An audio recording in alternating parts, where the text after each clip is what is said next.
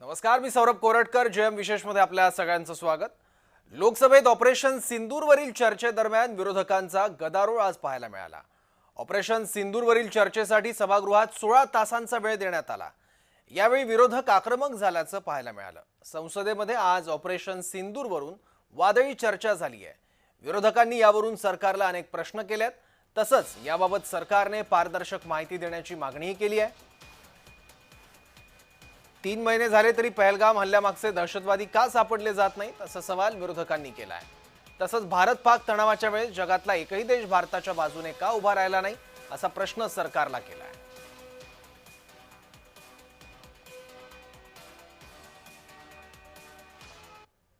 कि चोट जो है वो कराची को लगी और चीख जो है वो कांग्रेस पार्टी की निकली।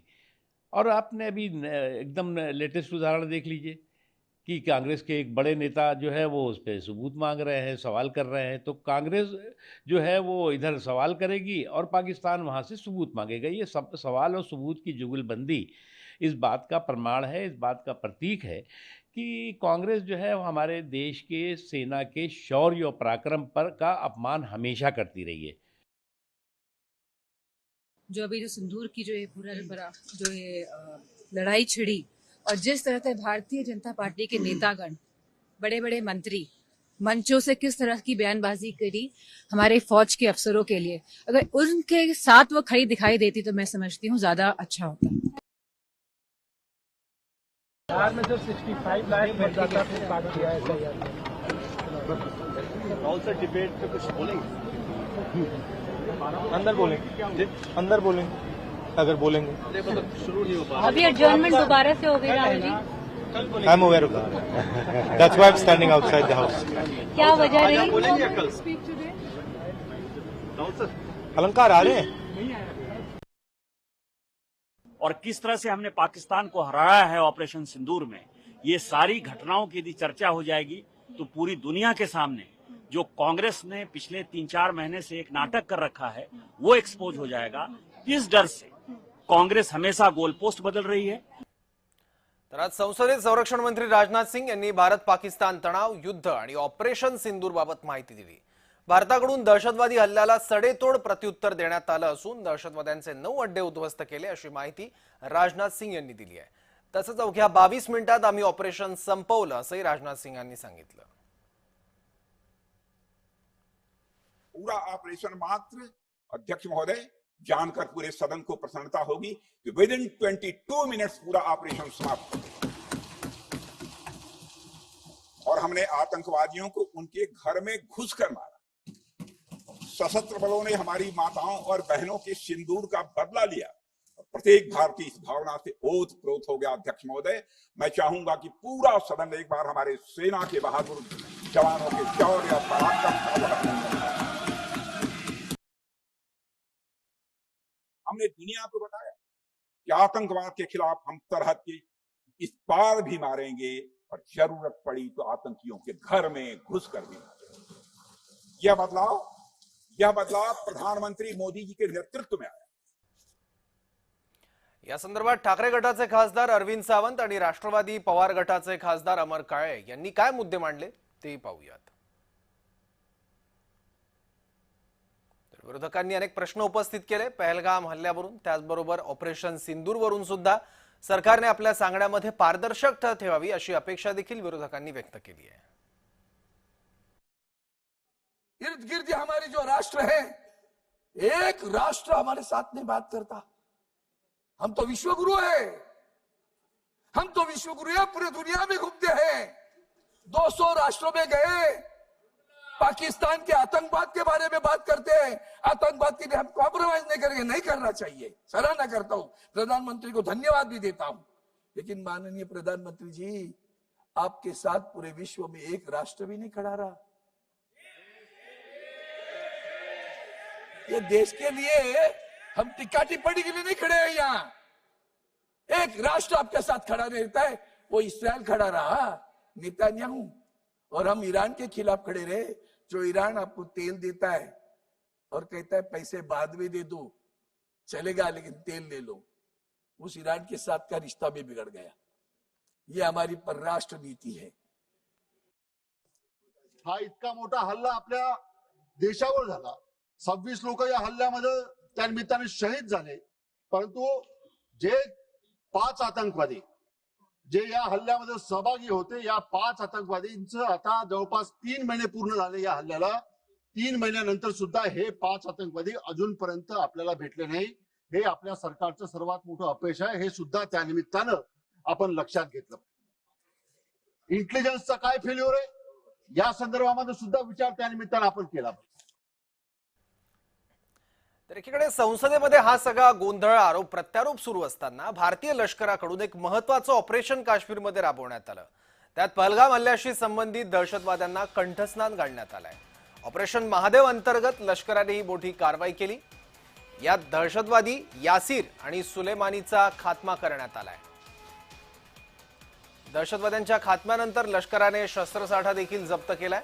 तिन्ही दहशतवादी जंगलात एका टेंटमध्ये लपून बसले होते.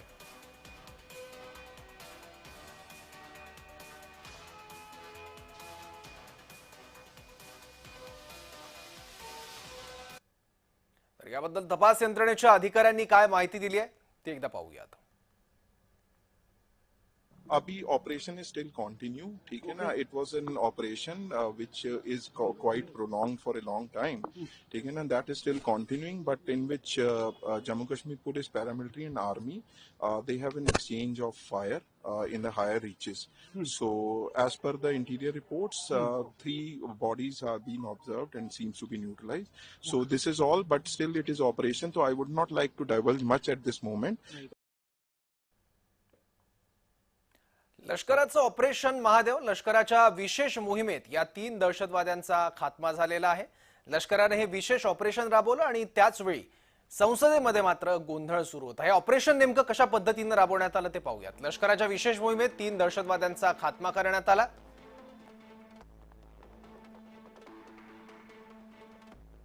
टीआरएफचे 3ही दहशतवादी पहलगाम हल्ल्याशी संबंधित असल्याचंही कळतंय. सुलेमान सहा उर्फ हाशिम मुसाला कंठस्नान घालण्यात आलं. पहलगाम हल्ल्याचा मास्टरमाइंड हाशिम मुसा आहे.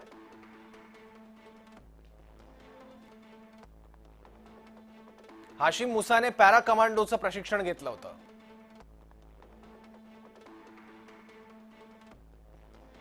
श्रीनगरच्या लिडवास भागात लष्कराकडून त्याचा खात्मा करण्यात आला. दाचीगाम जंगलात हे 3ही दहशतवादी लपले होते.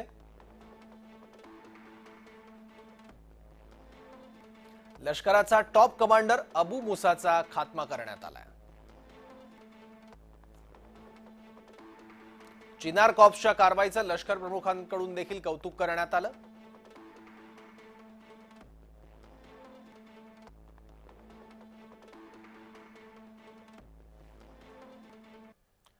तर भारतीय लष्कराला यंत्रणांना दहशतवाद्यांचा सुगावा नेमका कसा लागला तेही जाणून घेऊयात.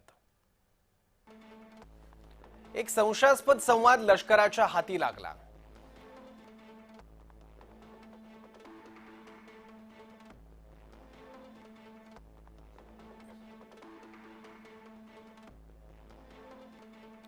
दाचीगाममध्ये कम्युनिकेशन डिव्हाइस वापरलं जात होतं. यावरून पहलगाम हल्ल्याशी संबंध असल्याचा यंत्रणांना संशय आला. आसपासच्या परिसरामध्ये लष्करी तुकड्या तैनात करण्यात आल्या. 24 RR आणि 4 पॅराच्या पथकाने परिसराला वेढा घातला. वेगवेगळ्या भागात सर्च ऑपरेशनला सुरुवात झाली. सकाळी 11च्या सुमारास दहशतवाद्यांना लष्कराने घेरलं.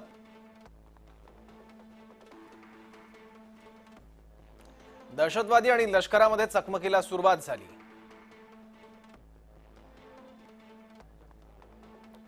लष्कराकडून 3ही दहशतवाद्यांना कंठस्नान घालण्यात आलं.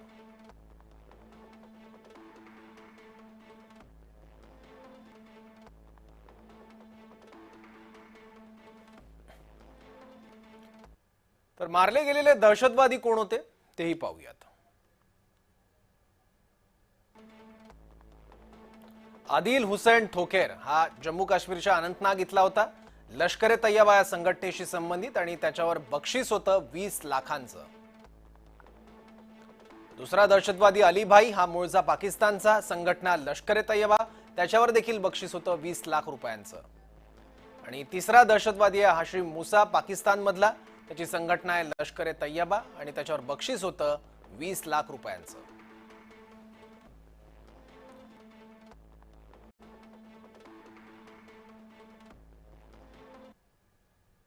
निवृत्त लष्करी अधिकारी प्रफुल्ल बक्षी आणि शेषपाल वैद्य यांनी ऑपरेशन महादेवबाबत काय माहिती दिली आहे ती पाहूयात. जो पहलगांव का एपिसोड है वो लॉन्च किया गया है, पाकिस्तान हैंडलर्स ने लॉन्च किया. उस टीम के अंदर ये भी होंगे और ये उसी टीम के होंगे जो भी पहलगांव में आए थे.